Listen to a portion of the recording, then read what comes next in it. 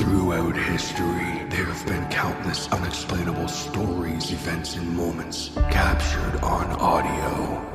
These horrifying tapes were archived, never to be heard again. Until now. These are the tapes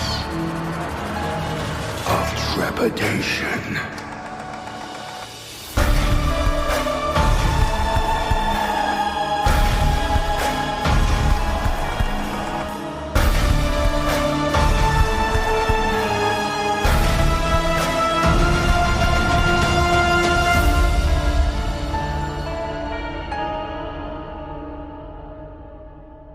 Tape number 50.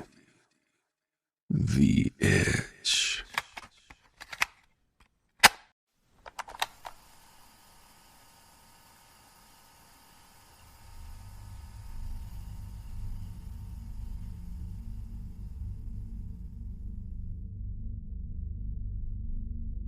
It all started with a crack. It always starts with a crack. A minor imperfection that catches your attention during those brief moments on autopilot. For me, it happened while I was putting away laundry. I was going through the house, upstairs to downstairs, kitchen to bedroom, bathroom to basement, with folded clothes and towels in hand. That's when I noticed it. At first I thought it was a trick of the light, shadows messing with my vision. I continued towards the stairs, but stopped short, curious for answers. It's that feeling, you know? The one when something is off.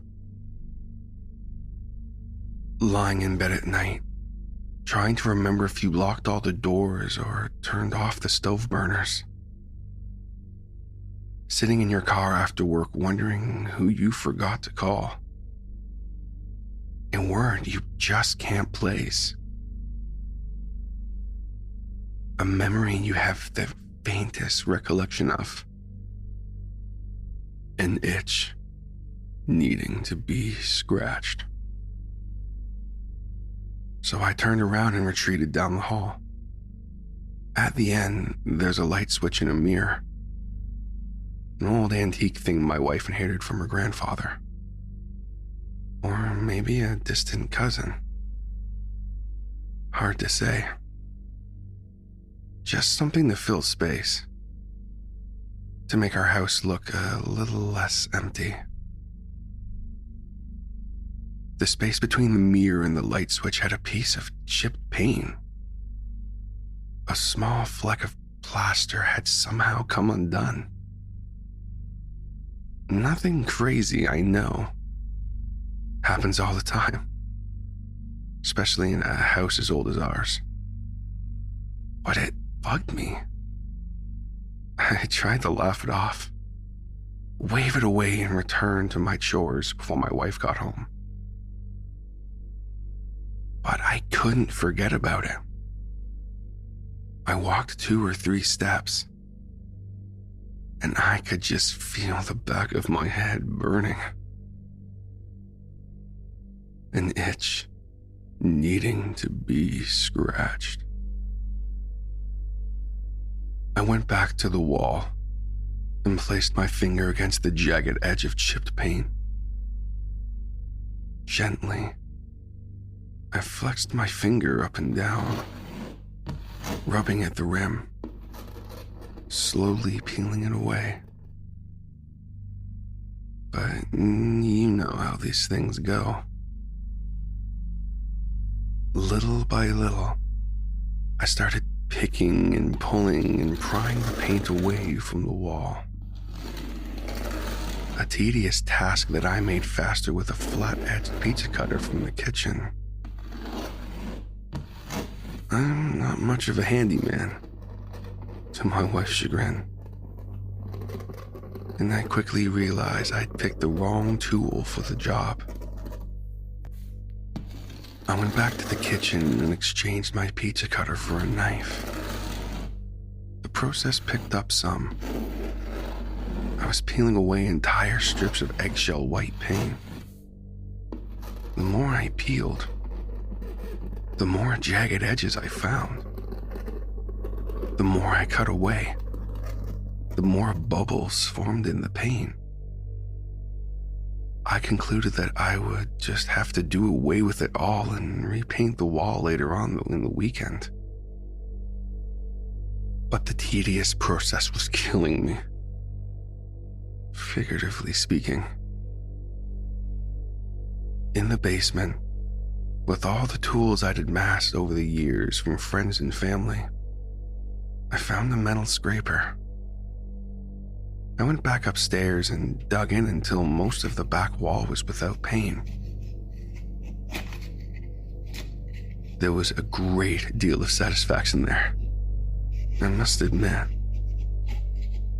But as soon as I put my scraper down, I realized that there was a small crack in the drywall beneath.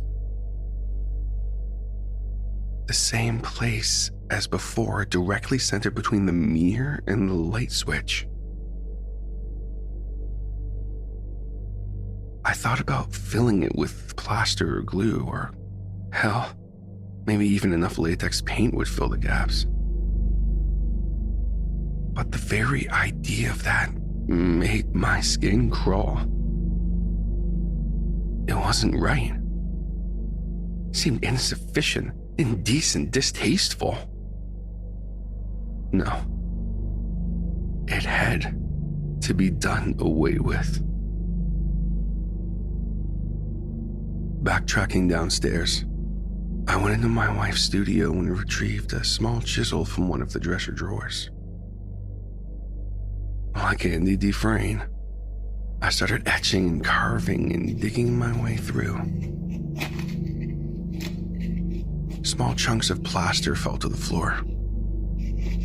Pockets of dust wafted with every stab, every incision. My eyes were starting to sting, but I couldn't pull myself away from my work long enough to grab a pair of goggles. I just kept chiseling, squinting against the debris. Much like before, my patience got the best of me. I couldn't stand how tedious it was, and the amount of time it required. From under the kitchen sink, I grabbed a hammer. The drywall crumbled and collapsed with a number of swings. This too was, in its own way, satisfying. But still, a few pieces remained nailed to the studs. I ripped them off and tossed them aside. Stepping back, I admired my work. I could see the internal wires and pipes, the insulation in between each stud. I could smell the musty dew that reminded me of my father's truck. He was a farmer, never had time to clean his truck. And within a few years, it was less of a truck and more of an ecosystem for pests. Mice especially. You could always hear them rattling around in between the metal panels whenever Dad got the engine going over 45. Squeaking in panic as their entire world shook apart. My satisfaction from a job well done was short-lived. When my wife came home, well, to put it simply, she wasn't happy. We had a very long discussion about my actions. There were accusations of being drunk or high or of having lost my mind. I knew without a shadow of a doubt that at least two of those things were not plausible possibilities. I only drink on the weekends, and I've never done any drugs other than smoking some weed back in college. My mind, or my sanity to put it more appropriately, was a questionable matter. One that, realistically, I could not decide without expressing some sort of noticeable bias. In the end, my wife was willing to chalk up the whole situation to a heat of the moment kind of thing. Impulsive thinking. Rational behavior that occurs at odd intervals. Problem plenty of people experience on a daily basis. To put it in simpler terms, a dumbass being a jackass. She helped me sweep up the mess and take out the garbage. I called a local carpenter and booked a time for them to come out and fix the wall. My wife made dinner while I showered. We ate in silence, her disbelief somewhere between concerned and amused. After, I washed dishes while she dried them. A regular night despite what happened. After that, we went downstairs and sat on the couch to watch TV. But if I'm going to be honest, I couldn't focus on any of the shows. I couldn't tell you what we talked about. Or if we even talked at all. I was too busy thinking about the chipped paint, the cracked drywall, the grooves in the floorboards, and the spaces in between. About the indents of our textured ceiling, a tacky popcorn look of jagged ridges and bumps. I kept thinking about the small squeak on the second step of the stairs, the hollow moan of the draft in the bedroom, the sound of the mice in my father's truck, rattling against the loose panels. But I couldn't tell my wife about it. At least, not in a way that would make sense.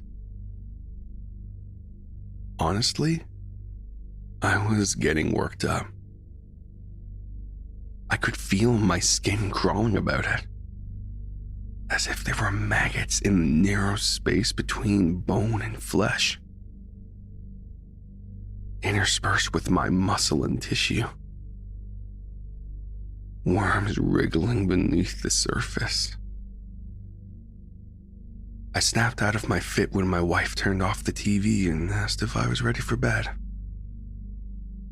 I almost laughed because how the hell was I supposed to go to bed?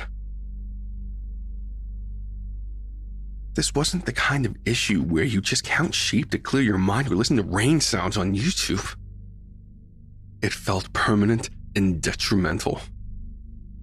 But I had no plausible excuses, no rational explanations. So I nodded my head and followed her upstairs.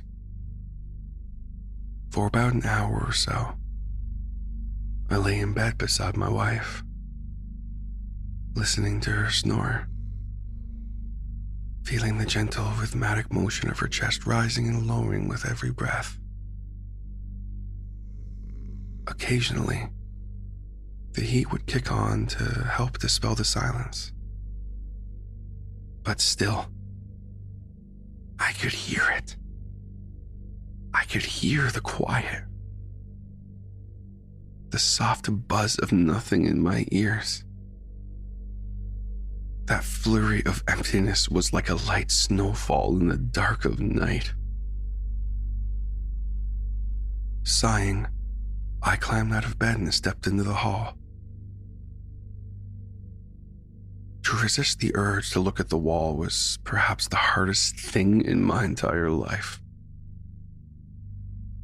I was a child trying not to admit their mistake, hoping that if maybe I could ignore it long enough, it would disappear.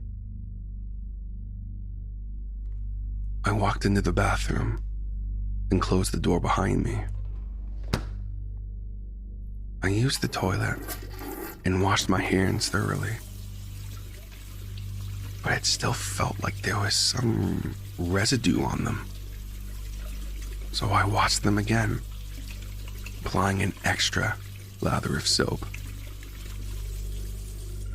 Then I just stared at myself in the mirror. I was almost afraid to go back out in the hall because I knew if I glimpsed the wall, I wouldn't be able to walk away again. I wouldn't be able to ignore it.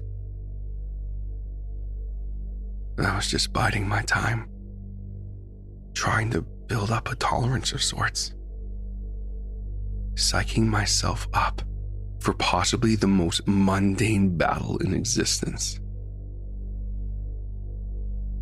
Just as I was about to leave, I noticed something in my reflection. A small dot on my forehead. At first, I thought it was a mosquito bite or a spider bite. But as I leaned in closer to inspect, I recognized it as a pimple. I hadn't seen many of those since my college days. And let me tell you, it was not a sight I missed.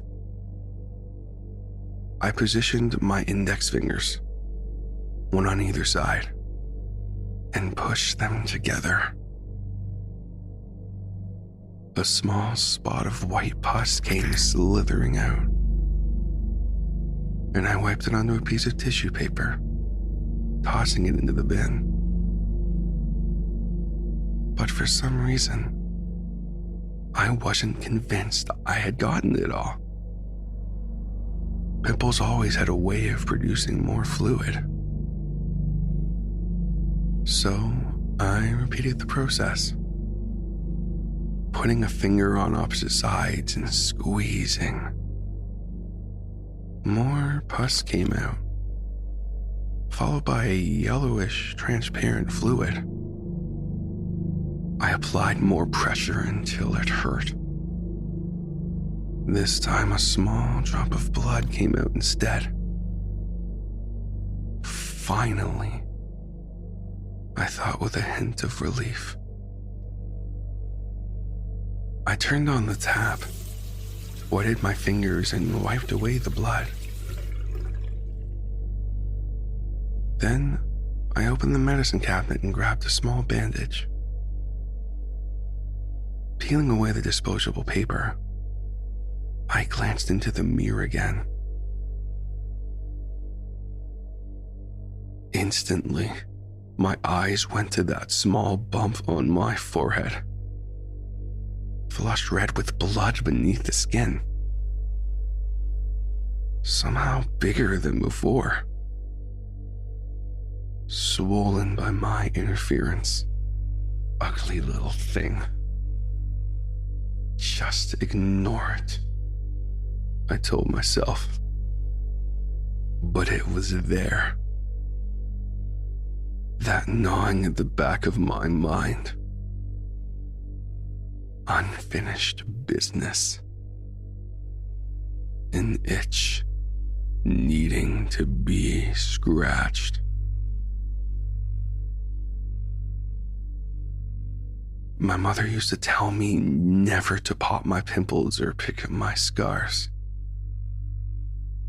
She would have been disappointed then because that's exactly what I did.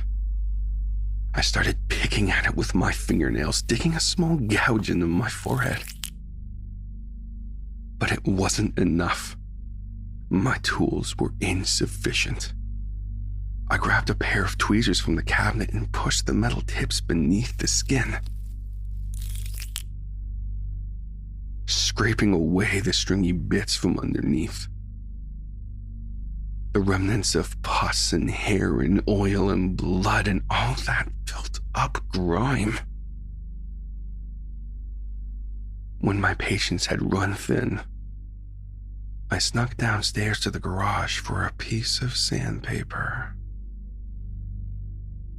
I rubbed the skin raw and ignored the pain that ensued. Because more than that stinging sensation was an overwhelming dissatisfaction. A progressive feeling that slowly consumed me whole. But even it was paltry in comparison to the itch at the back of my mind. In the end, when my piece of sandpaper was worn dull, I returned upstairs and grabbed the cheese grater from the kitchen. Then, I locked myself in the bathroom. The pimple had become a vulgar mess of blood and raw skin. A hole in my flesh about the diameter of a golf ball. Putting the cheese grater to my forehead, I took a deep breath and exhaled. The itch needed to be scratched. And while I was cognizant of my actions, of the irrationality behind them, I just couldn't stop myself. I couldn't stop myself from continuing this little conquest. My wife started knocking on the door, and when I didn't respond, she began pounding her fists against the wood, rattling the door in its frame, making the hinges jiggle and squeal, sort of like those mice in my father's truck. She called my name over and over. I had no words, no answers, no explanations. There was just the sound of the cheese grater scraping against my skull,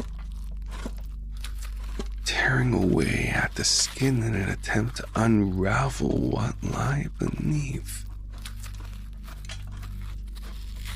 It's a dangerous thing to focus on the imperfections in life, to think about an itch. Once you start thinking about it, once you realize its presence, it just doesn't want to go away.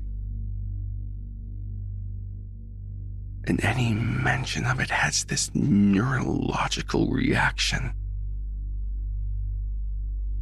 This incessant urge to scratch.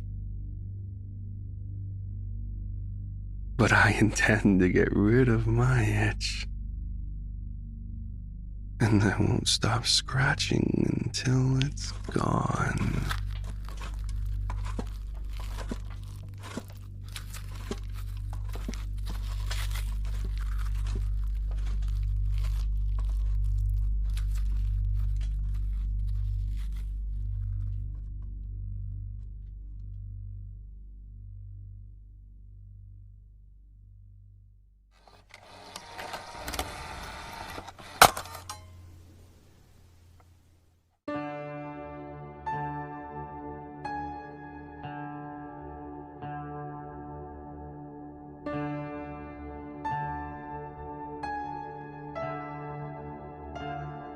This has been tape number 50, The Itch, by the Tapes of Trepidation Horror Narration Podcast. The Itch was written by Reddit user impossible_bit995 and was originally posted on Reddit No Sleep. Reposted for consideration on the Tapes of Trepidation subreddit. Narrated with author's permission. Narration, production, and sound design for this episode was by TJ Hodder. Credit for the music for this episode and any additional sound effects can be found in the show notes. The Tapes of Trepidation theme was written by the incredible J.M. Scherf. All logos, banners, overlays, and graphic design work was provided by the very talented Jason Reese from Jaybird Digital Arts. If you have a story you would like to submit or a question regarding the show, please contact us at tapesoftrepidation@gmail.com. Support the show by subscribing and leaving a rating on Spotify, Apple Podcasts, your favorite podcatcher, or like and subscribe on YouTube. And be sure to tell your friends.